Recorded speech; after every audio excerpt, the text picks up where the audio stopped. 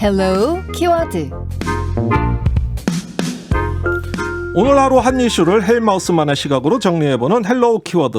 헬마우스 임경민 작가 어서 오세요. 안녕하세요. 이슈의 한 큐를 정리하는 헬로 키워드 헬마우스입니다. 네, 그래요. 말이 좀 꼬였네요, 제가.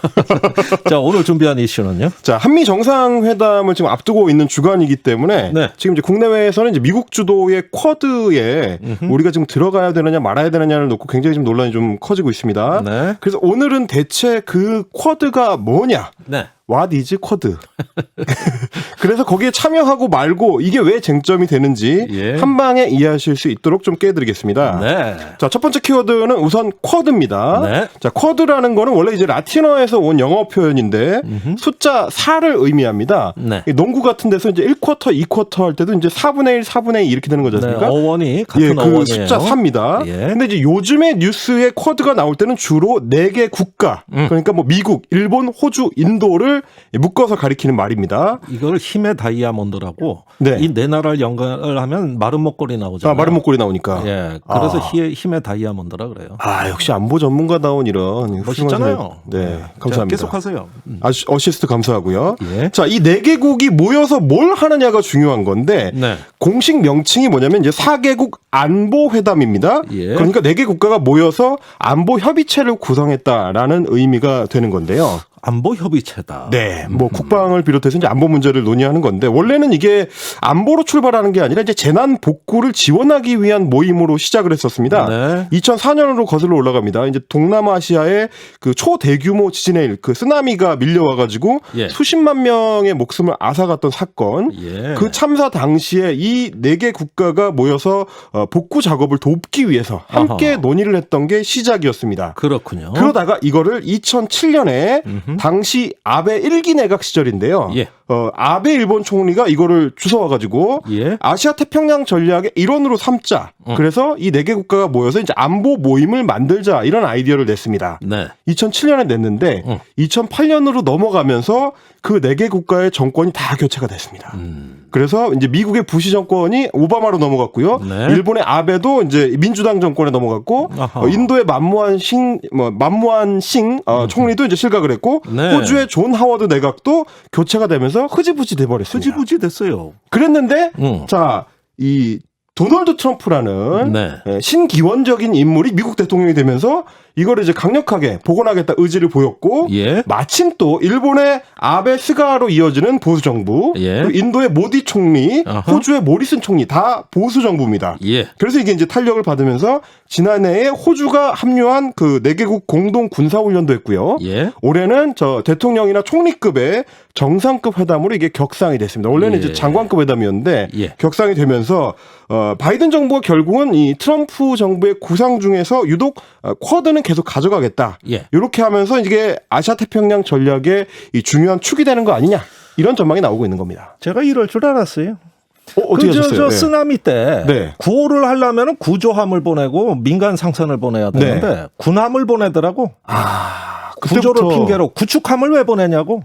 그때부터 벌써 전조가 보였군요, 이게. 예, 재난 구조로 해놓고 그렇게 군인대가 뭐 신속해서 그런지 몰라도. 그러니까요. 예, 그러더니 안보기구로 변질이 됐다 이거예요. 그래서 결국은 중국이 이런 거 싫어하는 거 아니에요. 그러니까요. 네. 그러니까 모이긴 모였는데 뭘 위해서 모였느냐가 그래서 중요한 것 같습니다. 네. 뭘 위해서 모였는지를 보려면 두 번째 키워드 태평양으로 가야 됩니다. 태평양. 자, 태평양이냐? 태평양이 뭐냐? 아까 이제 그 안보 다이아몬드 말씀을 해주셨는데 4개국의 위치를 이 지구본에서 찍어보면 네. 중국을 바라보고 태평양에서 에워싸는 형태로 되어 있습니다. 네. 자, 태평양 서쪽에 인도가 있고요. 네. 남쪽에 호주가 있고요. 동쪽에 일본이 있고 그 건너편에 미국이 있습니다. 그렇죠. 그러니까 대중국 안보 공동전선을 구축하는 모양새가 되니까 예. 중국이 싫어하는 건데 아하. 자, 그렇잖아도 미국한테 이제 태평양을 가로막혀 있기 때문에 중국 입장에서는 우리는 서쪽으로 가보자. 그래서 1대1로라는 프로젝트를 추진 중입니다. 네. 인도양이나 이 중앙아시아를 통해서 뻗어나가보자 이런 계획을 추진 중이라서 이게 지금 쿼드하고 딱 맞서는 형국이 되는 거고요.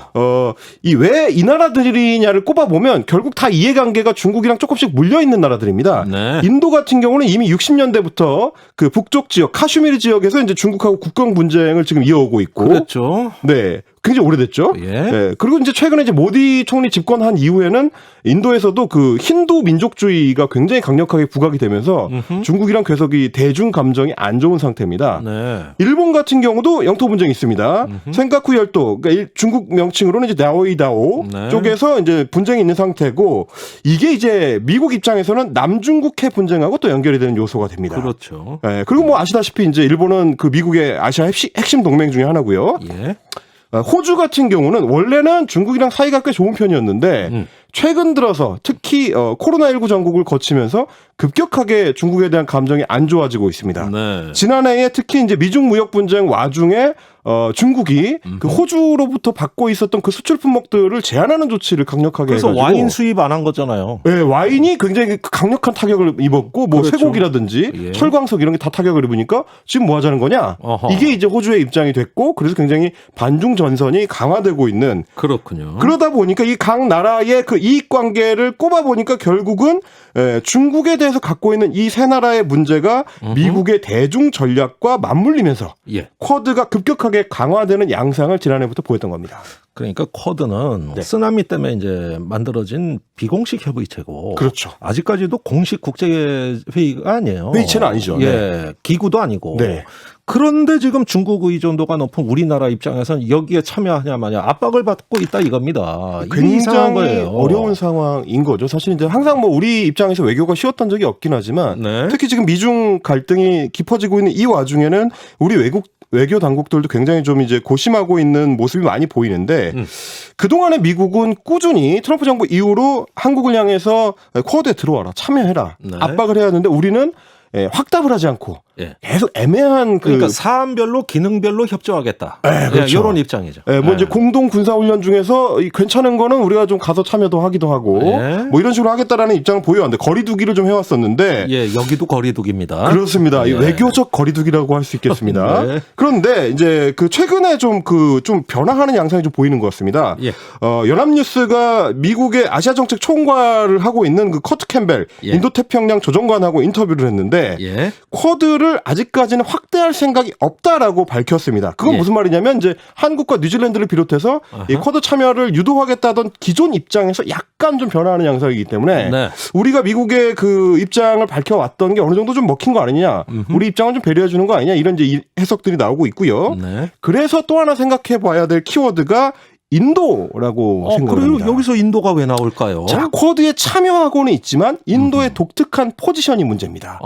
자, 인도는 원래 이제 냉전 그 시대였던 60년대부터 예. 비동맹주의라고 해가지고 그렇죠. 미국과 소련 어느 쪽에도 동맹을 맺지 않는 중립적인 위치를 강조를 해왔습니다. 맞습니다. 지금은 이제 제3세계라고 하면은 무슨 뭐 중진국이나 후진국들을 아우르는 명칭으로 되어 있지만 원래는 좌도 우도 아닌 중간. 그래서 예. 제3세계라고 했던 거거든요. 예. 그 제3세계 리더가 오랫동안 인도였습니다. 예. 그러다 보니까 쿼드에 참여하고는 있지만 그렇다고 일본처럼 미국의 동맹은 아닌 아하. 그래서 어느 정도로 앞으로 협조를 할지도 미지수인 그게 지금 인도의 포지션이라고 할 수 있고요. 일종의 회색지대 전략이네. 그렇습니다. 예, 색깔을 분명히 안 하는 거예요. 이게 인도 입장에서는 인도양으로 진출하려는 중국을 막기 위한 목적으로 미국과 일본의 협조가 필요하긴 하지만 그래서 군사 공동훈련도 해오긴 했지만 그렇다고 우리가 너네랑 동맹은 아니잖아. 예. 이런 상황이고요. 그걸 봤을 때 앞으로 쿼드 자체가 어느 쪽으로 확대되어 갈지 예. 혹은 확대가 가능할지 예. 이게 확정적이지 않다. 유동적이다. 그러니까 예. 우리도 조금 더 시간을 보면서 눈치를 보면서 좀 끌어봐도 되지 않을까라는 게 우리 외교 당국의 전반적인 입장인 것 같습니다. 그렇죠. 아마도 우리 뭐 안보 전문가이신 김종대 진행자께서도 이제 전망을 하시겠지만 예. 한미 정상회담 이번에 거치고 나면 조금 더 모양새가 우리가 어디로 갈지가 좀 더 또렷해지지 않을까 싶긴 합니다. 예. 그래서 문정인 교수 같은 분은 그 반중 동맹 쿼드에 참여하는 건 중국하고 척지자는 얘기다. 그렇죠. 이렇게 좀 말을 세게 하고 있어요. 네. 그리고 우리 정부는 약간 모호하게 가져가고 있죠. 그러다 보니까 지난 그 미일 정상회담 이후에 일본이 너무 미국 쪽으로 급격하게 기울인 거 아니냐. 저거 예. 좀 장기적으로 봤을 땐 패착이 될 수 있다. 이런 진단들도 나오는 것 같고요. 아하. 이런 상황에서 무작정 쿼드로 들어가자. 예. 혹은 미국이 문을 닫아버릴지도 모르니까 우리 끼워달라고 쪼르자. 예. 이런 정치적 발언을 하는 거는 약간 섣부르다라는 얘기들이 나올 수밖에 없는 상황인 것 같습니다. 그래요. 그런데 당장 오늘 이제 안철수 대표 같은 경우는 쿼드에 참여하는 게 동맹으로서의 최소의 신뢰를 보여주는 거다라는 예. 주장을 했는데 예. 그렇게 치면 지금 같은 아시아 태평양 국가고 미국의 핵심 동맹 그 파이브 아이즈라고 하는데 예. 영국, 호주, 뉴질랜드, 뭐 미국, 캐나다 이렇게 프랑스. 꼽죠. 예. 그 핵심 동맹 중에 하나인 뉴질랜드도 아직 쿼드에 가입할 의사가 없는 걸로 봐서는 네. 이게 좀 맞는 얘기인지 잘 모르겠고요. 그러니까 쿼드라는 거는 네. 가입을 하는 국제기구가 아니라니까요. 그러니까 아직 정체성이 그냥 무엇이었습니까? 회의예요. 만나서 차 한잔하고 네. 예, 뭐 이런저런 관심사 논의하고 네. 비공식 회의입니다 이거. 아주 유연하게 얘기하면 일종의 티타임인 건데 예. 그런데 이제 얼마 전에 방미했던 황교안 전 자유한국당 대표 같은 경우는 뭐라고 했느냐. 예. 쿼드 플러스 그러니까 쿼드에다가 한국이 추가로 참여하는 정도가 아니고 아예 오각 동맹으로 가야 된다. 그래서 펜타를 추진해야 된다. 쿼드 다음이 펜타다. 예. 이렇게 주장을 했는데 제가 좀 찾아보니까 일단 용어가 좀 틀리신 것 같아요. 예. 이게 쿼드는 라틴어고 예. 펜타는 그리스어거든요. 그래요? 그러니까 순서상으로 봤을 때 예. 라틴어 쿼드 다음에는 오가 뭐냐면 퀸트입니다. 퀸트. 예. 그러니까 굳이 따지면 이제 퀸트를 만들자 이렇게 얘기를 하셔야 되는데 조금 헷갈리신 것 같고 예. 어쨌든 2017년에 우리가 이제 사드 기습배치 문제 때문에 중국으로부터 이제 경제 제재를 받아가지고 굉장히 좀 어려움을 많이 겪었고 예. 아직도 관광업 같은 산업 분야들은 회복을 못 하고 있는데 예. 이런 거를 생각했을 때도 조금 더 신중해야 된다는 게 우리 외교가의 좀 중론인 것 같습니다. 아니 뭐 신중하고 고민할 필요 없이 그냥 관심 끊고 네. 좀 놔뒀다가 나중에 때가 된 그때 가서 검토하면 돼요. 아 그렇게 하면 됩니까? 예, 그러면 돼요. 알겠습니다. 김종대 안보 전문가의 의견대로 하는 걸로 오늘 결정하겠습니다. 아이 고맙습니다. 헬마우스 수고 많았어요. 감사합니다.